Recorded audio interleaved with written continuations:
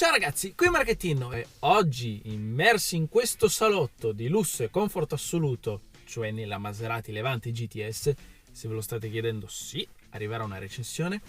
Oggi parliamo di aste, perché ogni tanto grazie alle aste automobilistiche vengono proposte sul mercato macchine molto rare ed interessanti. Parlando di aste, probabilmente i leader del settore automotive sono RM Options e ogni volta che organizzano un'asta portano macchine che sono decisamente interessanti per quanto riguarda la rarità, ma soprattutto anche lo stato di conservazione e chilometraggio.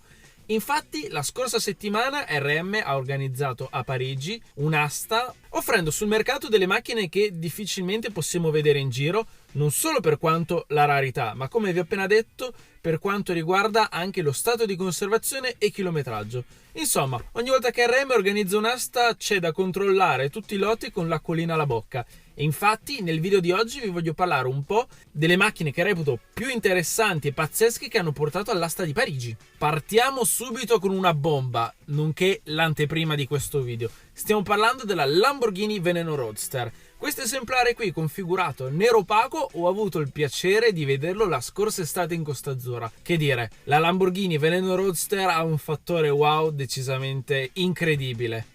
Così come è incredibile riuscire a vederne una, perché stiamo parlando di una macchina limitata a 9 esemplari. Se vi ricordate, qualche mese fa un altro esemplare di Veneno Roadster è stato battuto all'asta per la cifra record di 7,5 milioni di euro, rendendola la Lamborghini più costosa di sempre. Infatti i riflettori erano puntati su questa macchina perché tutti pensavano che anche questo esemplare nero opaco avrebbe probabilmente battuto il record. E invece non è stato così. La casa d'aste aveva stimato il valore tra i 4 milioni e mezzo e 5 milioni e mezzo. Tutti pensavano che questa cifra sarebbe stata superata senza troppi problemi, e invece no, perché non è stato raggiunto il prezzo di riserva, cioè il prezzo minimo che si è imposto il proprietario per poter vendere la macchina. Quindi questa Veneno è stata invenduta. Un vero peccato, considerando che la macchina ha percorso solamente 450 km. Sostanzialmente il proprietario, che fa parte di una famiglia reale saudita, si è goduto, tra virgolette, la macchina per quel mesetto in Costa Azzurra, percorrendo solo 450 km, e poi così ha deciso di venderla, o almeno ci ha provato senza successo. Mi sa tanto che adesso ci avrà una Veneno sul groppone. Come farà ad andare avanti non lo so. Bene, passiamo al prossimo lotto. Stiamo parlando della Bugatti Veyron Supersport. Fortunatamente al proprietario di questa macchina è andata meglio perché è riuscito a venderla alla bellezza di 1.520.000 euro. Mica spiccioli.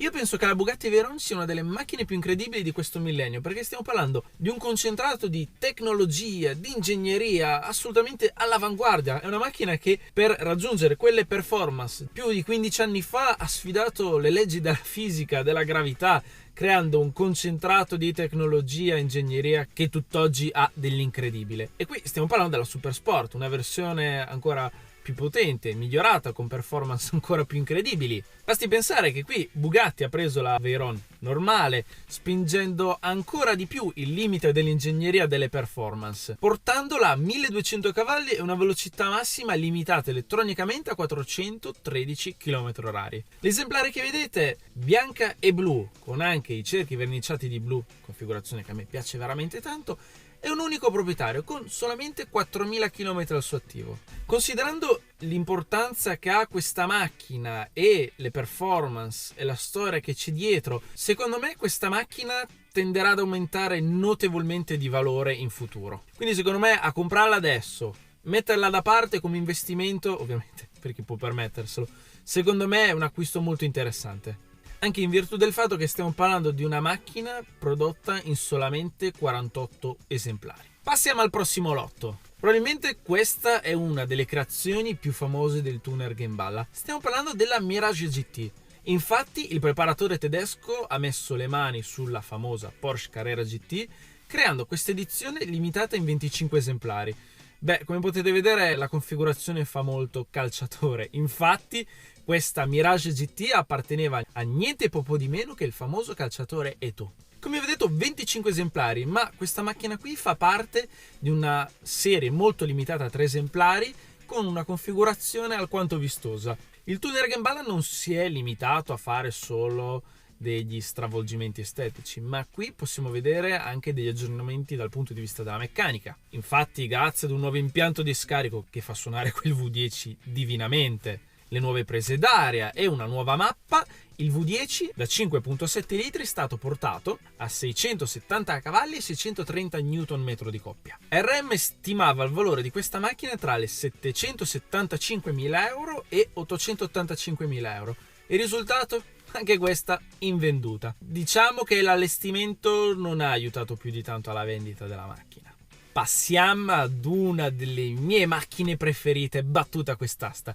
Stiamo parlando della Mercedes SL70 R129. Guardate che linea, io trovo la SL serie R129 una delle più belle mai prodotte, con una delle versioni più pazzesche di sempre. Purtroppo una SL con sotto un motore da 7 litri, 12 cilindri aspirato sono cose che non vedremo mai più, e secondo me questa, per chi può, è una macchina da avere in collezione. Infatti questa macchina è nata come una SL600, poi è stata trasformata da AMG portando il motore V12 a 7 litri con una potenza di 500 cavalli. Il motore è l'M120 e probabilmente i nerd delle Pagani sanno già di cosa stiamo parlando. Questo qui è letteralmente lo stesso motore che troviamo sulla Pagani Zonda. Vi immaginate questa SL con uno scarico dritto? La velocità massima sfiora i 297 km/h, quindi le prestazioni offerte da questa SL sono veramente notevoli. Questo esemplare, come potete vedere, è stato curato molto bene, avendo percorso solamente 28.000 km. RM per questa macchina stimava un valore tra le 150 e 200.000 euro. Un vero peccato che anche questa macchina è rimasta invenduta. Io, se avessi le disponibilità, l'avrei già comprata e messa in collezione. Questa sarà una macchina che in futuro sarà destinata ad avere delle quotazioni alquanto stellari. Un'altra macchina molto interessante battuta a quest'asta è un'icona degli anni 90. Stiamo parlando della Jaguar XJ220. Io la reputo essere una macchina piuttosto incompresa, delle quotazioni ancora relativamente basse. Basti pensare che negli anni 90, seppur per un breve periodo, questa macchina detenne il record della velocità massima più alta, ben 349 km/h, record che detenne nel 92 e nel 93, fino a quando poi arrivò sul mercato la McLaren F1. Questo esemplare in colorazione Le Mans Blue con gli interni color sabbia è un esemplare da collezione.